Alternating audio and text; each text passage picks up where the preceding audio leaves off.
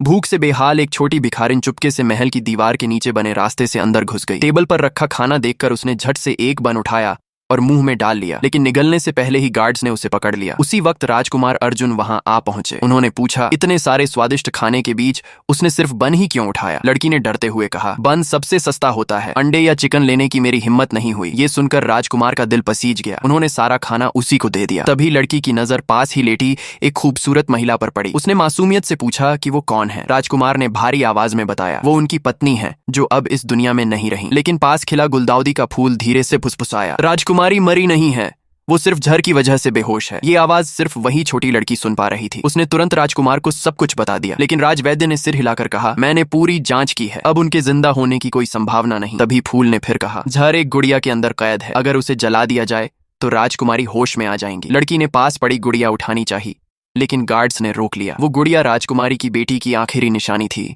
उसे छूने की भी किसी को इजाजत नहीं थी। यहाँ तक कि राजकुमार ने भी उसे रोकने की कोशिश की, लेकिन फूल लगातार उसे इशारा करता रहा। एक पल सोचे बिना लड़की ने गुड़िया को सीधे अंगीठी में फेंक दिया। तुरंत काला धुआं उठा और धुएं से एक काला बिच्छू बनकर निकल गया। कुछ ही देर में धुआं छूट गया। अचानक राजकुमारी ने धीरे धीरे आंखें खोल दी। खुशी से पागल होकर राजकुमार ने उन्हें गले लगा लिया। जब राजकुमारी की नजर उस छोटी लड़की पर पड़ी तो उनकी आंखें भर आईं। उन्होंने उसकी जान बचाने के लिए उसे धन्यवाद दिया और उसे सीने से लगा लिया। फिर उन्हें याद आया, अगर उनकी अपनी बेटी जिंदा होती तो वो भी इसी उम्र की होती। उसी पल राजकुमार ने सुझाव दिया, इसे हम अपनी बेटी बना लेते हैं। राजकुमारी खुशी खुशी मान गई। उस दिन के बाद वो छोटी भिखारिन राजमहल में प्यार और सुकून की जिंदगी जीने लगी और उसे कभी भूख की चिंता नहीं करनी पड़ी।